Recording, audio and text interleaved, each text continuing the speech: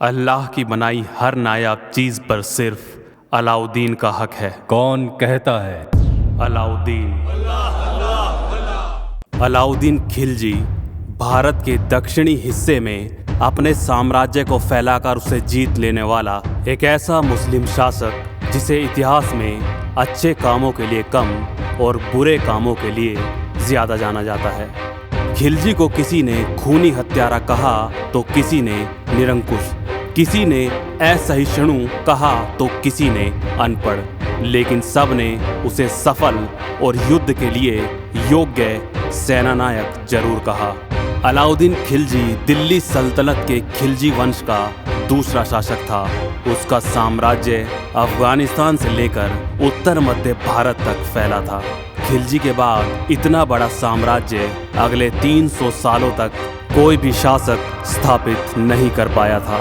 मेवाड़ चित्तौड़ का युद्धक अभियान इतिहास की एक महत्वपूर्ण घटना है।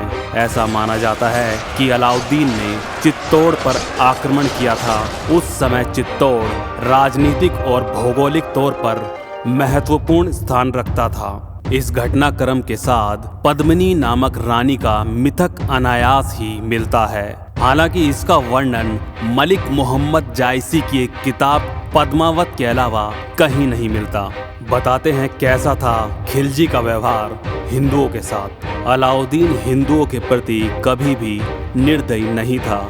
वो प्रत्येक संभव प्रकार से उन्हें खुश करता था। बयाना का काजी हिंदुओं के प्रति नीति की व्याख्या करता था और अपने राज्य में अलाउद्दीन उसी का अनुसरण करता था। काजी के अनुसार खिलजी को खिराज गुजार यानी भेंट देने वाला भी कहा गया है। कहा जाता है कि अपने जुनून के बल पर ही वो युद्ध में विजय पताका लहराता था। दक्षिण भारत में एक के बाद एक मिली शानदार जीत के बाद उसका प्रभाव अचानक ही काफी ज्यादा बढ़ गया था, जिसके चलते उसका साम्राज्य भी बढ़ता चला गया। एक तरफ खिलजी की ताकत बढ़ी तो दूसरी ओर उसके चाहने वालों की संख्या भी।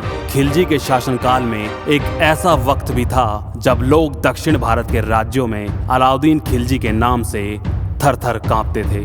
अलाउद्दीन खिलजी के जन्म को लेकर इतिहासकारों के अलग अलग मत है। उसका जन्म 1260 से लेकर 1270 के बीच में माना जाता है। अलाउद्दीन का वास्तविक नाम अली कुर्श उर्फ जूना खान खिलजी था। अलाउद्दीन के पिता शहाबुद्दीन मसूद की मृत्यु के बाद खिलजी को उनके चाचा और खिलजी वंश के प्रथम सुल्तान जलालुद्दीन फिरोज खिलजी ने अलाउद्दीन का पालन पोषण किया। इतिहास के अनुसार खिलजी को कभी अच्छी शिक्षा नहीं मिली, लेकिन वक्त के साथ साथ वो शक्तिशाली और महान योद्धा बनकर सबके सामने आया। हुकूमत को हथियाने के लिए खिलजी ने अपने चाचा और ससुर को मौत के घाट उतारने में गुरेज नहीं किया था, जिसके बाद उसे सालों तक विद्रोहों का भी सामना करना पड़ा था। लेकिन खिलजी ने इन सब विद्रोहों और विद्रोहियों का सामना पूरी ताकत के साथ किया था। अलाउद्दीन को लगातार मिलती सफलताओं का खुमार कुछ इस कदर था कि उसने अपना दूसरा नाम अलेक्जेंडर द ग्रेट से प्रेरित होकर सिकंदर सानी रख लिया था। इतना ही नहीं, खिलजी ने अपने शासनकाल में सिक्कों का निर्माण करवाया जिस पर सिकंदर सानी की उपाधि की छाप थी।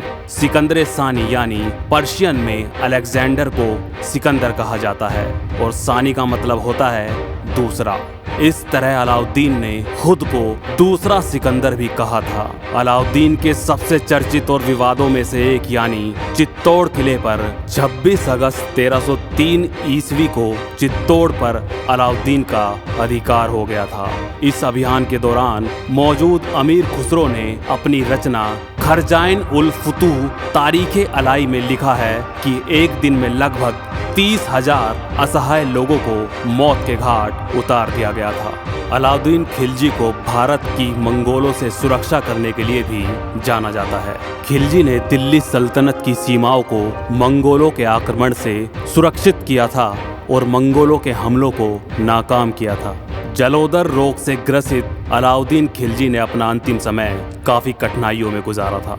कहा यह भी जाता है कि 5 जनवरी 1316 ईस्वी को अलाउद्दीन की मृत्यु हो गई थी। कहा तो ये भी जाता है कि अंतिम समय में अलाउद्दीन खिलजी को एक त्वचा रोग यानी कोढ़ हो गया था। जिसके कारण खिलजी काफ़ी परेशान रहने लगा था। अंत में उसके वफादार मलिक काफूर ने अलाउद्दीन के कहने पर ही उसको मुक्ति दी थी।